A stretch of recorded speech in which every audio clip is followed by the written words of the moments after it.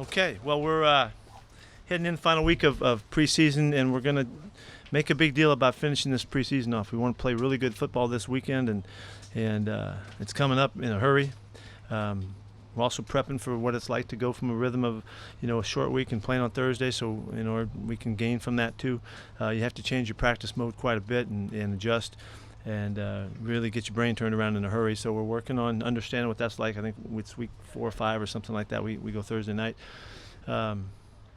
This is a weekend, or let me say weekend. It's a game of opportunity for a lot of young guys, and they have their really final shot with us to play their ball, show where they fit and belong here and in other spots around the league. We have a really nice roster of guys, and it's very competitive. And there's a lot of battles waged here again this week and this Thursday night that are going to be important for the future for the Seahawks and for these players. And so we're going to respect it and honor the heck out of it, and give these guys a great chance to be ready to play, and then to play and get their ops and to show where they belong. So it's a big deal. How did Ziggy look today? He moved around fine. He went through the individual drills. He'll do more tomorrow. He's on his way back. Shoulder is healed, and his groin is healed, and he's ready to battle. So he'll probably play past the third quarter this week. No, I'm kidding. He's not gonna, we'll wait till next week. But really happy to get him out finally. It's been a long, rigorous return, and he's busted his tail, and he's made it. And we were hoping he would make it before the final week, which he did. And so we'll take it and see how far we can go. How big a deal is that to get the extra week of practice before you open up? Well, I think it is. It will get information about him and how he, just to get the newness out of him, and then have a couple days, to get back to practice again. I think will be really important to him. I wish we had 2 or 3. I would have taken them all, but we'll make the most of this. He has worked really hard, on the outside. He's been doing all kinds of drills and movement stuff, and throwing and heavy things and butting into stuff and all that to get ready for this. And we feel very secure that he's ready to go now. He hasn't had 30 snaps. I think the number's 30 snaps a game since 2015. What's your grand plan for him? And you're perfect. No, you're gonna wait and see on that one, okay? I'll let you know as we get there. I don't know enough yet, but I do have some thoughts in mind about it, but I'm not ready to reveal those. Coach Schottenheimer said a couple weeks ago that he wants Chris Carson to be more involved in the passing game. What is it about Carson's skill set that makes that kind of a difference? Chris is a really natural athlete. He's just so comfortable in all situations, and particularly catching the football. He's got great hands. He's got an excellent catching range. He has the sense that good players have of catching the ball and getting on the move and really bursting and making things happen. So we'd love to get him in space more. He's now ready with all the protection stuff, and he's a very good pass pro guy. So he just fits it right. And so obviously as we expand his role there, it just makes it more difficult for the defense to know whether he's going to run it or he's going to throw it or what we're doing. So we just like every aspect of that. And Rashad Penny is going to be just as when he's in the game, we think the same way. Rashad's ready in the passing game as well. So we're hoping that can be a nice aspect of the offense. When you're scouting running backs, either draft prospects or free agents, how much, what remote percentage is receiving skill, and how much? Everybody in the program's got to have good hands. That goes from the inside guys all the way out. Everybody's got to be able to catch the ball. To give you an example, Poona Ford's got great hands, and that to have that kind of athleticism adds to what he brings to the team. Even though we'll only throw it to him a couple times a game, it's just that's the kind of athletes that we want. I think it takes all the background, the hand-eye stuff, whether you played hoops or whether you played baseball, other games that they've played that develop their overall athleticism is important. So at the running back spot, it's hugely important. I don't want guys in our offense that we can't throw the ball to, because it just limits us too much. So you don't see anybody here. All our guys have good hands, and that's been a major aspect of the makeup of the guys we're looking for. How's Marquise Blair coming along? He practiced today. I don't know how that went, and we really won't know till tomorrow, but he should be ready to go. This is not an injury that it will sustain. We just hope that he doesn't fall on it, and then he can get to game time. We expect him to play quite a bit. By ready to go, you mean for Thursday or for Yes. week? Okay. David Moore. What's the update on him? Okay, David has a non-displaced fracture in his upper humerus, and he's not too uncomfortable. It's sore, but it's not too uncomfortable, and so he's going to be able to make a really quick recovery. What that is, we don't know. We'll just wait and see. But I would bet in another week or so, David's going to be chomping at the bit to come back because he's not going to feel much. He's tough and all that, and it's not going to hinder him in any way. So we're not going to. We're going to work him through the 53 and count on him to come back soon. How about really good. And DK, I guess. What have you seen from him last? DK will be moving around this week, and we'll see where he is. We have really high hopes that he's going to make a really fast return. We just need to see how it goes one day at a time. And so he did some more stuff today. All through this week he'll be working and to get him ready for next week to see how far he can take it. And we don't know at this time, but we're very optimistic about a really quick return. Shaquem was back. Shaquem was back out here today. Yeah. Yes, he should be okay. He's got to make it. He got to come back tomorrow and be all right, though. We got to see what happens. John Schneider said before the last game John, I don't know if you've heard of him, but John Schneider. Schneider, the actor? Yeah. He said that he wanted I'll give you a little hint. Oh, yeah. John Schneider met John Schneider this week. Yeah. Well, I don't know. I didn't tell me about it, but I want you have a chance to try to capture that somehow. Get it on the wire. It happened this week. He'll be really mad that I brought that up. It might even be happening tonight. I'm not sure. Oh, he'll hate me for that. That was great. Nice job of bringing it up. No, I do. Dukes of Hazzard? Yeah. No. Yeah. Yeah. Not born yet. Thanks for clarifying.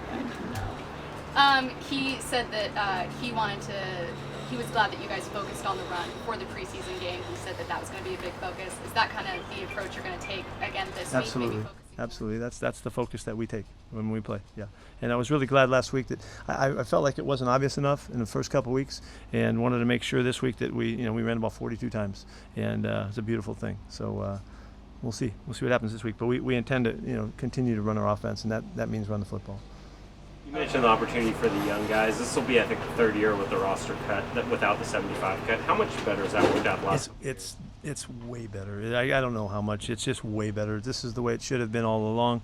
I don't, whoever that offends by saying that, I don't care, because this is exactly what should be. Because these guys deserve to play. And the way it's come out, where we give the last opportunity to the younger players when it's limited, and you're 15 players down from that, it just makes no sense. So this is great. We really appreciate it. Thanks, John, for getting that done. What do you tell those young guys about the opportunity that this last game presents for them? Well, kind of like I mentioned to you, that this isn't the week of opportunity for these guys, and so as we practice, we want to get them a lot of reps, because they're going to play. We want them prepared, but I just want them to show as much as they can. If it's always compete is the philosophy, then I got to do my job to give these guys a chance to show it. And so if I'm not getting that done, then I'm not competing. So. That's going to happen. And again, we've played our guys a lot, and they've shown a lot. But this is that final one. They know it's the final test before it comes down to making decisions. And so they're not just trying out for us. They're trying out for other clubs too. This time of year is so active for the personnel department. They're looking at every team, and every team's looking at us, and all of that. Everybody's trying to find out, when guys become available, will they fit their team? And because they get released doesn't mean that there aren't all kinds of stories to write for the future of these guys. We're, as always, any time there's an opportunity to compete, we're doing it. And so our guys are madly after trying to figure out what may be available on other rosters as well, and that's just what this time's all about. So this is such a good group. I would think that a bunch of these guys, if guys can't make our club, they'll have a chance to make other clubs. I don't know if that'll happen, but I feel like it will. In a similar vein, you mentioned at the outset of camp, you thought your depth was a little bit better off this year. Now that you're almost to the end of it, do you still feel that that's carried over? Yes, for the most part. We've had a couple spots that got banged up pretty good. The O-line got hammered pretty good, and just recently the receivers. But other than that, we've been pretty strong throughout. So everybody's had a chance to show themselves. It's really hard on the draft pick guys that get banged up and they miss weeks and weeks, and some guys miss weeks of the offseason, then they come back. Like, I give Marquise Blair a thought here. He missed a lot in the offseason, and then he's missed a lot in camp too.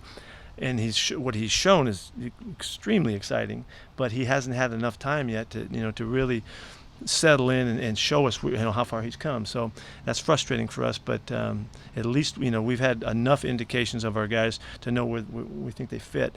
But for their effort to try to make a playing spot for them, it's a challenge, and so sometimes they get to, and sometimes they got to wait their turn. So.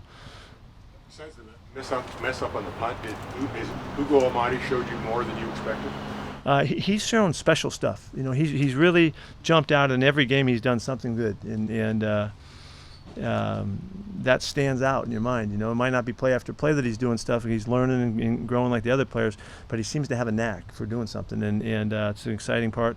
We're looking always for the unique qualities, and that's a unique quality, a guy that jumps out off the film because he makes a flying play one way or the other. The play he made last week coming up out of the secondary and knocked the guy down in line of scrimmage was a fantastic play, and he did something again. So it's been exciting. Brandon Jackson's sort of been a real steady guy, it seems like, all camp. Yep. Just what have you seen out of him? He's had a very good camp. He's played the best he's played for us. He's done a nice job, and he's competing. He'll play a lot this weekend. Make sure he shows it. Did you take the time to watch Hard Knocks with the Raiders at all? I have not seen a minute, other than I did see Luke on a boat with his dad for one flash. That's all I saw. The hair's back. He looks great. He's the Luke we know.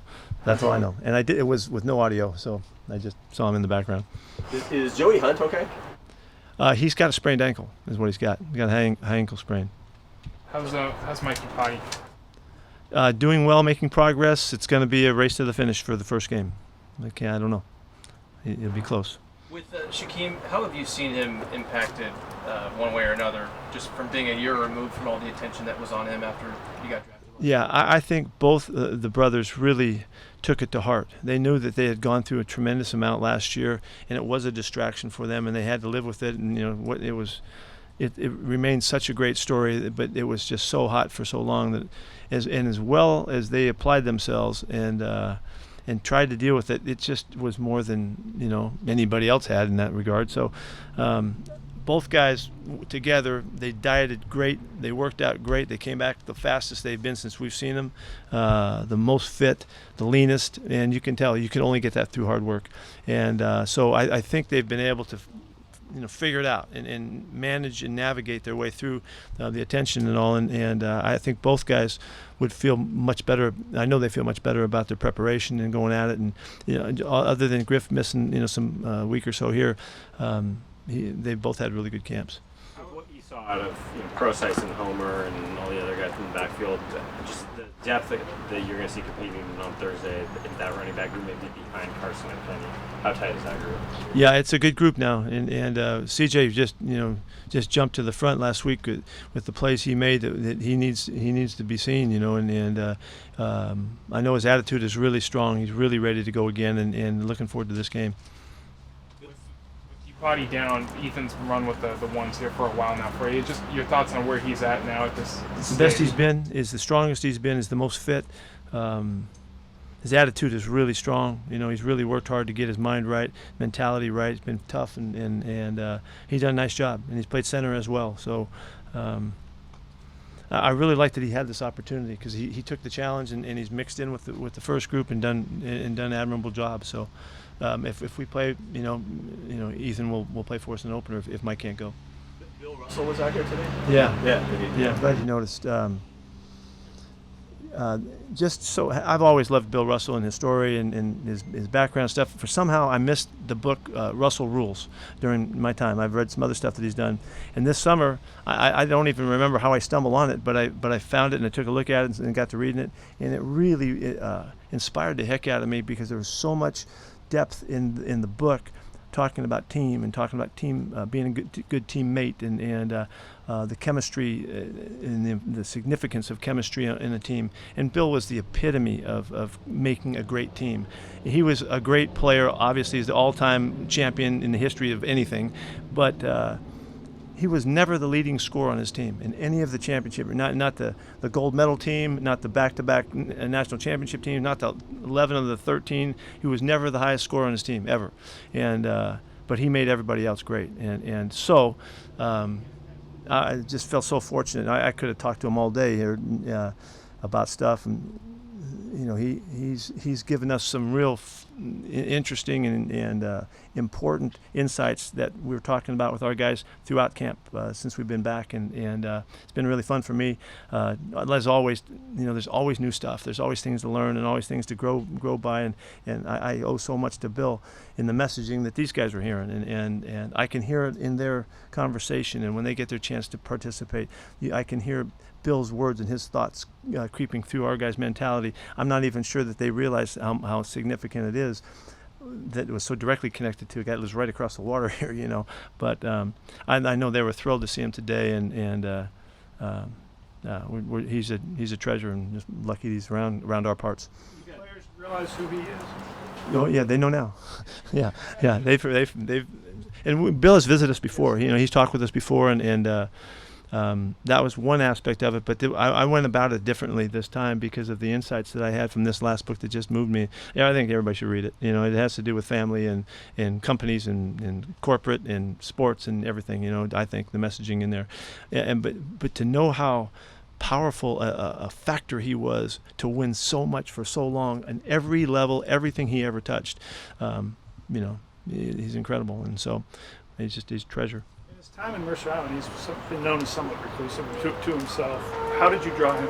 He's been here so many times. How did you even approach him, and how did you get him to come back? He loves the Seahawks. Matter of fact, he reminded me that when the Seahawks came to town, he was one of the first 100 season ticket holders, and very proud of that. Right from the start, he's loved the Seahawks for a long time. He's been there from the get-go. I think he bought the ones right after Nordstrom, I think, or something like that. Pete, was Nas's knee just worse than you thought? Yeah. Well, it was chronic. It became chronic, so we just had to fix him up. And Amara, what went into it? I was just thinking he needs another chance somewhere else. He's worked really hard at it, and to let him out now is to give him more opportunities to get on someplace else. He's a good ball player, and he competed really hard. He just couldn't get over the hump with enough time and with the depth that we had. He wasn't able to show his way to the top of it. So we thought we owed it to him to give him a chance to get out and see what he can do. He'll be playing for somebody. Anything else? Thank you. Thank you.